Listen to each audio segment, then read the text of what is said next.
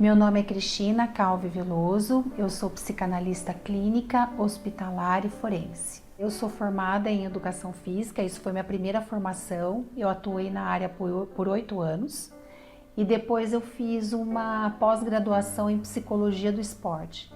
Eu tive uma academia de ginástica por 8 anos, onde eu acompanhava atletas de alta performance através da psicologia. Aí logo depois eu tive meus filhos e eu quis ser mãe.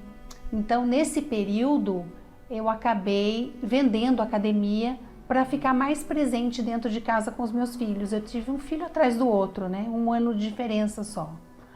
Mas eu não parei não. Nesse tempo eu voltei a estudar, né? Eu sempre gostei muito de estudo, então aí foi que eu fui para a psicanálise, que eu fui me aprofundar um pouco mais a mente humana.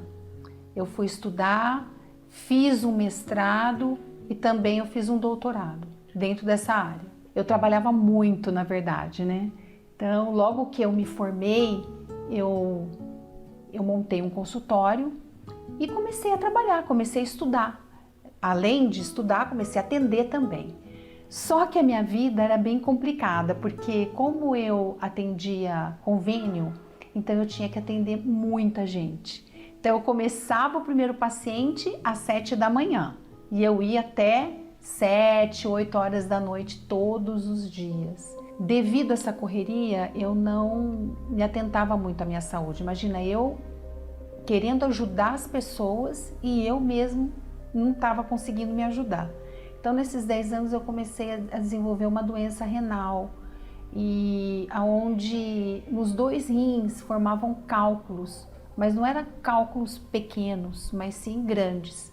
Tanto que eu tive que entrar dentro de um centro cirúrgico para poder fazer a remoção deles, a limpeza nos rins. Eram dores de cólicas renais fortíssimas. Quem teve já sabe do que eu estou falando. Eu tive todas as dores de um parto. Eu sei o que é a dor de um parto normal. Agora, triplica essa dor com cólica renal. Então, era muito difícil, era muito sofrimento. Por isso que eu vivia dopada de remédio, porque se eu não tomasse aquela medicação, eu não ia conseguir trabalhar. Então, essa doença me dificultou muito, principalmente no meu trabalho, porque eu tinha que ficar atenta o tempo todo ao que o paciente estava me contando. Eu tinha que ficar prestando atenção. E como eu vivia dopada de remédio, eu não conseguia entender. Muitas vezes eu até durante a sessão eu cochilava, eu não conseguia trabalhar. Eu já estava num estado difícil de manter. Dentro da minha casa, logicamente afetou, porque eu não via meus filhos, eu não via meu esposo, afetou o financeiro, porque remédios, antibióticos, remédios caríssimos para dor, porque nada resolvia. Então tinha que ser sempre o mais caro, mais potente, para poder diminuir a dor que eu sentia. O laudo dos médicos era que o meu problema era genético. Então essa era o meu diagnóstico, né? E que eu ia ter que conviver com essa doença o resto da minha vida, que esse tipo de problema não tem cura. E isso foi me afetando, porque eu não tinha condições de ajudar mais. Sabe quando você chega num ponto que não dá mais? Como que eu, no estado que eu estava doente, poderia ajudar alguém tão doente quanto eu, né? Então isso me afetou.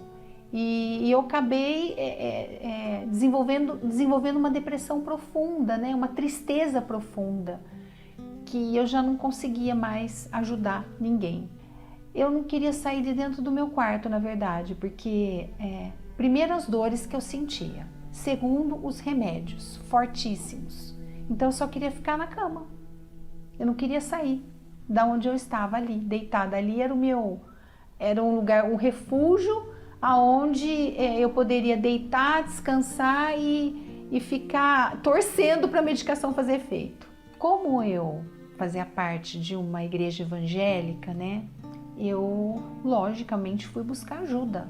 É a ponto de ouvir de novo: Dona Cristina, a senhora aqui? Sim, eu preciso de ajuda, eu preciso de oração. Ah, mas isso vai passar, isso é uma provação, logo, logo Deus vai curar, a senhora fique firme, isso vai passar. Então, sempre eram essas palavras, né? Perdi a esperança e eu falei assim, quer saber de uma coisa? Eu não vou mais perder meu tempo. E aí eu fui piorando, piorando. Eu lembro que nós tínhamos uma viagem marcada, né? Eu e meus filhos, meu esposo, para os Estados Unidos. E eu cheguei ao ponto de falar assim, eu não vou. Eu não quero ir. Eu não quero dar trabalho para vocês. Foi muito triste isso, né? Meus filhos, como mãe? Não, eu não vou. E bati firme que eu não ia mesmo. O médico chegou para mim e disse, não, a senhora não pode viajar. Você vai para um lugar muito frio. Lá, na verdade, ele determinou que eu ia ter crises ali, né? E aquilo entrou dentro de mim, né? Ah, então eu não vou. No mês de novembro, eu fui ao médico, ele falou assim, Dona Cristina, tá na hora da senhora fazer mais uma vez o procedimento cirúrgico da retirada dos cálculos, né? Tinha feito uma tomografia e ele falou, olha, de novo, 12ª cirurgia.